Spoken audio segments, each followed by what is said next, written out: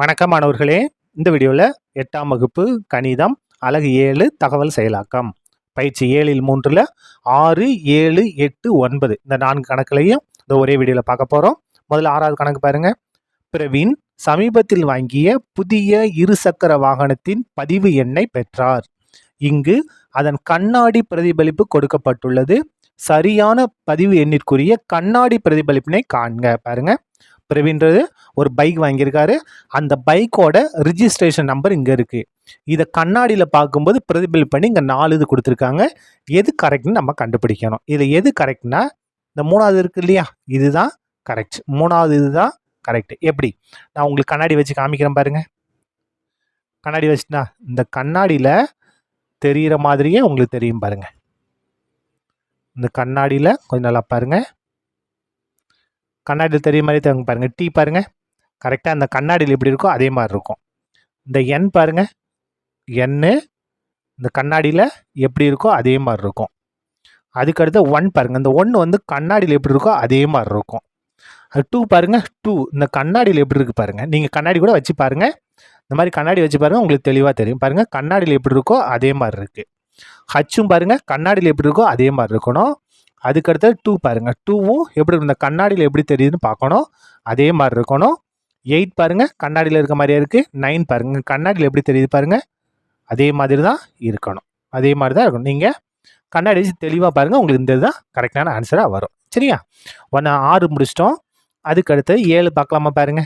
கொள்குறி வகை வினாக்கள். கொடுக்கப்பட்டுள்ள 1 மற்றும் 2 கேள்விகளில் ஒவ்வொரு தொகுப்பிலும் 4 எழுத்துக்கள் உள்ளன. அவற்றில் 3 தொகுப்புகள் ஒரே மாதிரியாகவும் 1 மட்டும் வேறுபட்டும் உள்ளது எனில் வேறுபட்ட 1 எது என காணுங்க. பாருங்க, இதில் வந்து 4 ஆன்சர் இருக்கு. 4ல் 3 வந்து ஒரே மாதிரி இருக்கு, 1 மட்டும் வித்தியாசமா இருக்கு, வேற மாதிரி. அந்த வேறுபட்டது எதுன்னு நம்ம கண்டுபிடிக்கணும். பாருங்க, இதை பாருங்க. ஏ பி, ஏக்கு அடுத்து பி, பி கியூ கரெக்டாக இருக்கா? அதே மாதிரி இங்கே பாருங்க, இஎஃப் யூவி அடுத்தடுத்தது வருதா? இதை பாருங்க, ஜிஹெச் டபிள்யூஎக்ஸ் கரெக்டாக இருக்குது. அப்போ இது எல்லாமே கரெக்டாக. அப்போ இதான் தப்பு பாருங்க. இது கரெக்டாக இருக்குவாங்க. சிடி கரெக்டாக இருக்குது. இங்கே என்ன வருது? ஆர்டி வருது. அப்போ ஆருக்கு அடுத்து என்ன வரும்? எஸ்ஸுக்கு அடுத்து தான் டி வரும். இங்கே ஒரு லெட்டர் தப்பாக இருக்குது. அப்போ இதான் என்னது? வேறுபட்டு இருக்கக்கூடியது. இதுதான் நமக்கு தேவையான ஆன்சர். அடுத்தது 2வது பார்க்கலாமா பாருங்க. ஹச் இருக்கா? ஹச்சுக்கு அடுத்து என்ன வரும்? ஐ வரும், ஜே வரும். அதுக்கு அடுத்தது கே வந்துருச்சு. அதுக்கடுத்து எல் வரும், எம் வரும், என் வந்துருச்சு. அதுக்கடுத்து ஓ வரும், பி வரும். நடுவில் 2 எழுத்து மிஸ் ஆகிருக்கு இல்லையா?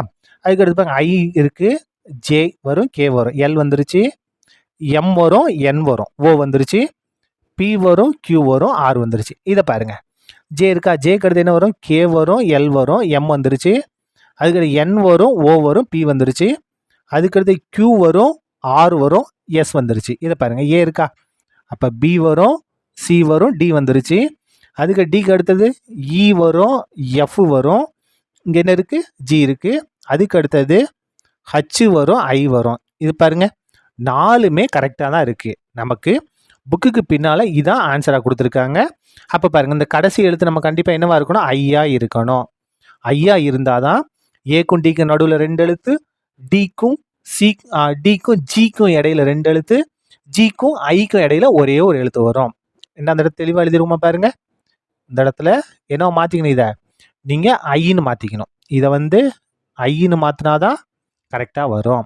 அப்போ தான் ஜிக்கும் ஐக்கும் இடையில ஒரே ஒரு எழுது ஹச்சு மட்டும் வரும். அப்போ இதான் என்னதாக இருக்கும்? நமக்கு தவறானது. அதாவது இது 3 தொகுப்பும் ஒரே மாதிரி, இது மட்டும் வித்தியாசமாக இருக்குது.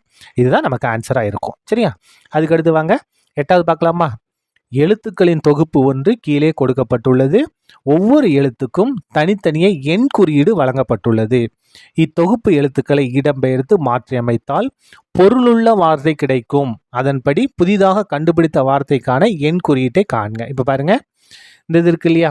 எல்லுனா 1, ஐனா 2, என்னென்ன கொடுத்துருக்காங்களே, இது என்ன செய்யணும்னா இந்த இடத்துல கொடுத்து பார்க்கணும். இந்த 4 இதில் ஏதோ ஒன்று பொருளுள்ள வார்த்தையாக வரும். கண்டுபிடிப்புமா? பாருங்க, முதல்ல பாருங்க 2 இருக்கு. 2க்கு பதிலாக என்ன கொடுக்கணும்? ஐ. 2க்கு பதிலாக ஐ. 3க்கு பதிலாக என்னது? என். 4க்கு பதிலாக என்ன கொடுக்கணும்? சி. 5க்கு பதிலாக என்ன கொடுக்கணும்? பி. 6க்கு பதிலாக என்ன கொடுக்கணும்? இ கொடுத்துட்டோம். இந்த மாதிரி ஒரு வார்த்தை இல்லை. அதுக்கடுத்து பாருங்க, 5க்கு வந்து பி, 6க்கு வந்து இ, 3 பாருங்க, 3க்கு வந்து என்னு, 4 பாருங்க, 4க்கு வந்து என்ன கொடுக்கணும், சி, 2க்கு வந்து என்ன கொடுக்கணும் பாருங்க, 2க்கு வந்து ஐ, அதுக்கடுத்து 1க்கு என்ன கொடுக்கணும் பாருங்க, எல். பென்சில், பென்சில் இதான் என்னது, பொருளுள்ள வார்த்தை. இதை நீங்கள் செக் பண்ணி பாருங்க, ஆன்சர் வராது. இதான் என்னது, நமக்கு தேவையான பொருளுள்ள வார்த்தை. இதை வச்சு நீங்கள் இந்த மாதிரி மாற்றி எழுதிங்கன்னா பொருளற்ற வார்த்தை தான் வரும். பாருங்க 6 இருக்கா, 6க்கு நேரம் என்னது, இ, 6க்கு நேரம் இ, 1க்கு நேரம் எல், 3ன்னா என்னு, 5ன்னா பி, 2 அப்படின்னா ஐ, 4 அப்படின்னா சி. பாருங்க பொருளற்ற வார்த்தை தான் வந்திருக்கு. இதான் என்னது, பொருளுள்ள வார்த்தை. இதுக்கு நீங்கள் கண்டுபிடிச்சாலும் ஒரு பொருளற்ற வார்த்தை தான் வரும். சரியா? அதுக்கடுத்து 9 பார்க்கலாமா? பாருங்க என்ன கொடுத்துருக்காங்க. கீழே கொடுக்கப்பட்டுள்ள 3 மற்றும் 4 கேள்விகள் ஒரு குறிப்பிட்ட குறியீடு மொழியை சார்ந்துள்ளது. கொடுக்கப்பட்ட 4 தேர்வுகளிலிருந்து சரியான ஒன்றை தேர்ந்தெடுத்து எழுதவும். இப்போ பாருங்க என்ன கொடுத்துருக்காங்க. 3வது பாருங்க, ஒரு குறிப்பிட்ட குறியீடு மொழியில். இந்த மெடிசின் என்ற வார்த்தை இந்த மாதிரி மாற்றி எழுதி வச்சிருக்காங்க. மெடிசின் எப்படி மாற்றிருக்காங்க, இஓஜே டிஜே இஎஃப்எம் என மாற்றி குறியீடு செய்யப்பட்டுள்ளது. நம்ம என்ன செய்யணும், இந்த கம்ப்யூட்டர் என்ற வார்த்தையோட குறியீடு எதுன்னு கண்டுபிடிக்கணும். இந்த கம்ப்யூட்டரை நம்ம எப்படி மாற்றி, இதை கொஞ்சம் நீங்கள் நல்லா கவனிச்சு பாருங்க. இங்கேருந்து பாருங்க, இ முதல்ல வந்துருச்சு, இந்த எம் லாஸ்ட்ல இருக்கு. அப்போ என்ன செஞ்சிருக்கோம், இதை நம்ம ரிவர்ஸ்ல எழுதியிருக்கோம். என்ன செஞ்சு எழுதியிருக்கோம், அதான் முக்கியம். பாருங்க இ இருக்கு, அதுக்கடி எண்ணு தானே இருக்கு, ஆனால் எண் இல்லையே, என்ன இருக்கு, ஓ இருக்கு. அப்போ எண்ணுக்கு அடுத்த லெட்டர் ஓ, அதுக்கடுத்து பாருங்க ஐ இருக்கா, ஐக்கு அடுத்த லெட்டர் ஜே, அதுக்கடுத்து பாருங்க சி, சிக்கு அடுத்த லெட்டர் டி, அதுக்கடுத்து பாருங்க ஐ, ஐக்கு அடுத்த லெட்டர் ஜே, டிக்கு அடுத்த லெட்டர் இ, ஈக்கு அடுத்த லெட்டர் எஃப். இந்த எம் அப்படியே வந்துருச்சு. அப்போ என்ன செஞ்சுருக்கோம், முதல் எழுத்தையும் கடைசி எழுத்தையும் அப்படியே வச்சுக்கிட்டு அதுக்கு அடுத்த வரதான் இடமாற்றம் செஞ்சு அடுத்த எழுத்து எழுதியிருக்கோம். அதுதான் இந்த இடத்துல பயன்படுத்த போகிறோம். பாருங்க இந்த ஆர் நமக்கு வந்து அப்படியே வந்துடும். இ பார்த்தீங்களா, ஈக்கு அடுத்த எழுத்து தான் எழுதணும். இங்கே ரிவேர்ஸில் தான் வரணும், முதல் எழுத்து கடைசி எழுத்து அப்படியே தான் வரும். இ பாருங்க, ஈக்கு அடுத்த எழுத்து எஃப், டிக்கு அடுத்த எழுத்து என்ன வரும், யூ வரும். இங்கே யூ இருக்கா, யூக்கு அடுத்த எழுத்து என்ன வரும், பி வரும். பி இருக்கா, பிக்கு அடுத்த எழுத்து என்ன வரும், கியூ வரும். எம் இருக்கா, எம்முக்கு அடுத்த எழுத்து என் வரும். ஓ இருக்கா, ஓக்கு அடுத்த எழுத்து பி வரும். இந்த சி அப்படியே வந்து இதுதான் கரெக்டான. எங்கே இருக்குது பாருங்க, ஆறு எஃப் யூவி கியூஎன்பிசி. அப்போ இதான் என்னது, நமக்கு தேவையான குறியீடு. சரியா? அதுக்கு அடுத்தது இங்கே வாங்க. ஒரு குறிப்பிட்ட குறியீடு மொழியில் பிஹெச்ஓஎன்இ என்ற வார்த்தை எஸ்கேஆர்கியூஹெச் என மாற்றம் செய்யப்பட்டுள்ளது எனில் ரேடியோ என்ற வார்த்தை எவ்வாறு குறியீடு செய்யலாம்? பாருங்க, ஃபோன்ன்ற வார்த்தையை இந்த மாதிரி மாற்றி எழுதியிருக்காங்க. நம்ம என்ன செய்யணும், இந்த ரேடியோவை எப்படி எழுதுறது பாருங்க. இந்த இடத்துல எழுதுவோமா, ஃபோன் பிஹெச்ஓஎன்இ. நமக்கு என்ன வேணும், இந்த ரேடியோ வேணும் இல்லையா, ரேடியோ RADIO ரேடியோ. இப்போ பாருங்க இந்த இடத்துல என்ன இருக்கு பாருங்க, முதல் எழுத்து எஸ் இருக்கு. அப்போ பாருங்க PQRS, PQRS. அதுக்கு அடுத்து பாருங்க கே வந்துருக்கு. அப்போ ஹச் இருக்கு, IJK. ஓ இருக்கா, ஓக்கு அடுத்து என்ன வரும், OPQR.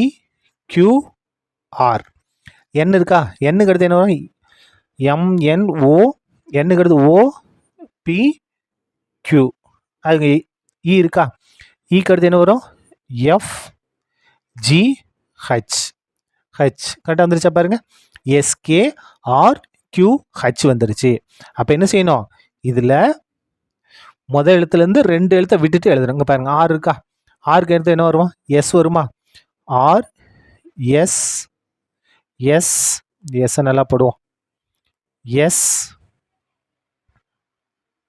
STU, சரியா? அதுக்கு ஏ இருக்கா, BCD, டி இருக்கா,